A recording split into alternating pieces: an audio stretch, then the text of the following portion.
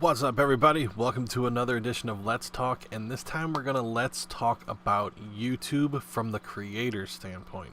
Now, we all know that YouTube is a place for us to go and look up our favorite YouTubers or try and find a how-to video on doing stuff, or how to get through a game, or how to build this, or all that other kind of stuff. But I want to take some time to kind of tell you how YouTube is from a creator standpoint. The first thing I want to tell you what this means is there's a peak at which you can spam views on a video, and once a video hits 301 views, YouTube then sits there and takes a look at how it got those first 301 views. And I'm sure you've seen at some point, you'll see a video at 301. That means it's currently under review, or that video will never gain any more because they were bought views, which is a thing. Because a long time ago, YouTube used to have a thing to where just views meant something. But while views are still important, what they do is they want to make sure that these were legit views, that you don't have 100 from one location and 200 from another one, and just one person happened to stumble across it. They will not go any higher than 301. They will not be able to actually collect the money on it, because once a video hits 302 views, that's when it actually can start to make money on YouTube. Whenever we're talking about money on YouTube, this is the big thing now. Watch time. They don't care how many views a video has, but what they care about the most is watch time. How long did they stay and watch? A lot of videos are less than 5 minutes because some people really don't want to sit there and be engaged for too long. But there are others, like I have some, to where you have 30 to 40 minutes.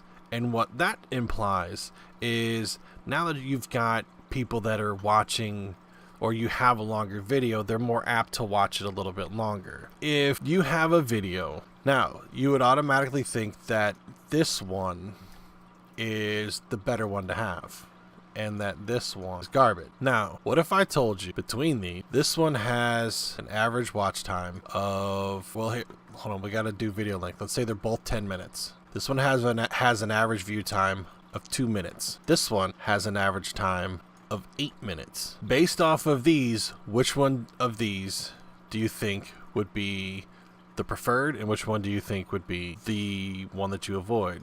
Still probably think this one, and that this one is the garbage one, because you've got more dislikes than likes. This has half the dislikes, but it's actually, YouTube will actually put this one higher up in the search patterns than this one. Why? Because people watch this video 8 minutes.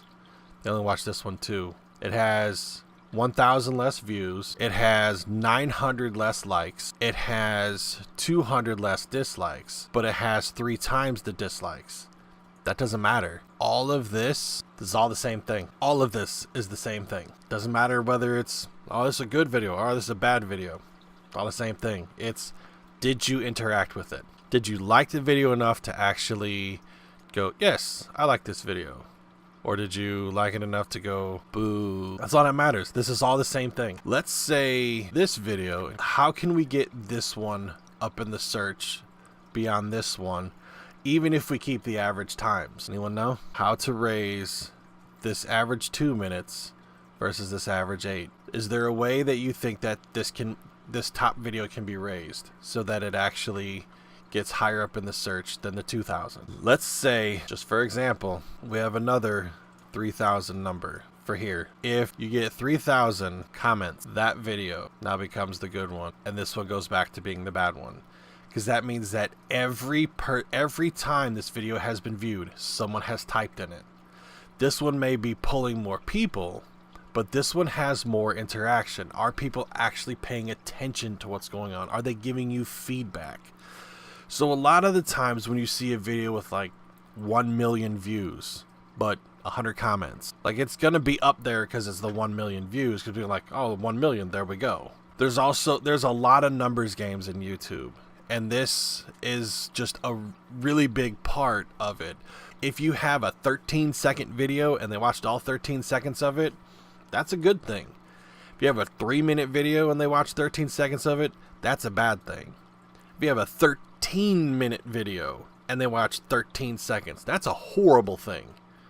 So kind of keep that in mind whenever you're going through YouTube, or if it's just a video you absolutely hated and you were only so far into it, the best thing you can do is just leave. Don't watch the whole video all the way through, just leave. But if you watch a video, and I do it because I'm a YouTube content creator, if I go to Nem's page and I watch a video, or if I accidentally click on one, since I know the ramifications when you're really, really small of stuff like this, I'll just mute the channel or mute the page, open up another one, and go watch what I want to watch. It still gives him the full count for the entire thing. I'll even throw a like, maybe like good vid, and move on, because all of those things are a huge, huge portion. There is another little something that is quite interesting that Obi helped me learn about. If you watch one video and then close YouTube, YouTube doesn't like that. That's bad. If you watch one video and then you watch a second one and a third and a fourth, fifth, and a sixth, YouTube loves this like crazy. They will boost this episode or this video, whatever this video was, that led you to another one, because that means you were able to keep their attention for all 6 of these videos.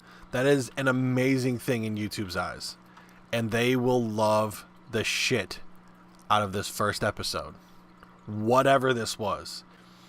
There's a whole big game when it comes to YouTube, and that's why one of the first things they tell you is get your friends. Tell your friends about your channel, because your friends are going to watch your stuff more than anything. Then if your friends enjoy it, they tell their friends. It's just like marketing. Marketing loves word of mouth. YouTube is the exact same way. The more you can get someone talking about it, the better off it is. Even if it's just sup, and you put something in the comments, and you watch the entire video, and you hit like, that boosts that video up so much. Which is why I'm always talking about bantering with me in the comments. You got something you want to say? Say it. You got something on your mind? Say it. You want to be like, Pickle, you suck? Say it. And we're like, hey man, I really hate that shirt. Say it. It makes a huge difference for little guys like me that are trying to get back up there and entertain people, and hopefully entertain more people. That's why I got into doing YouTube. I enjoy entertaining people. It's something I've always enjoyed. So, yeah,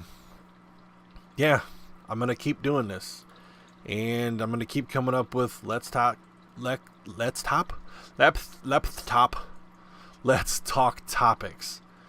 If there's a let's talk topic that you'd like me to tackle, put it down there. There's something that's on your mind that maybe you have a certain opinion of, that you want to hear my opinion of it. Throw it down there.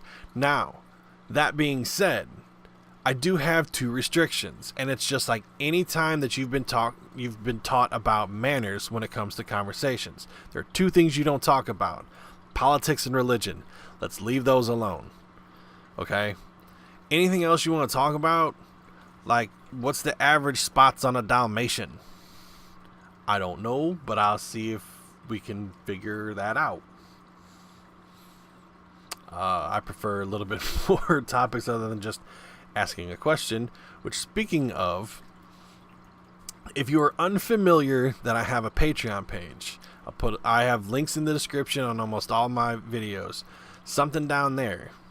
It gets you access to my Discord channel if you do $5 a month, because $1 donated from a Patreon per month goes a lot farther than 1,000 views on a video.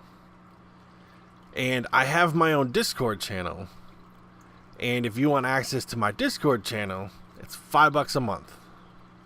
Not that much. You get access to everything on my Discord channel. There's stuff that I post in there that I don't post anywhere else. I have a little bit of banter with some of the people that are in there now, and I also have a section in my Discord channel called Ask Pickle. Ask me any question you want. Any question. I don't care. So if there's something you want to know, join the Discord channel. I will only take submissions from there. Otherwise, if you want to talk to me about games or what type of game you want to see next or something like that, that you can put in the comments and I'll answer.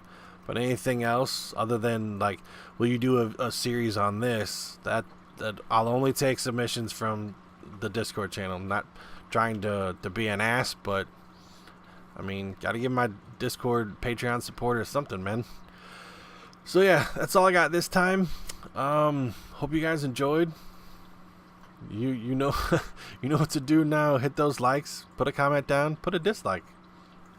Like I said, it's all the same. It's still gonna get just as much of attention.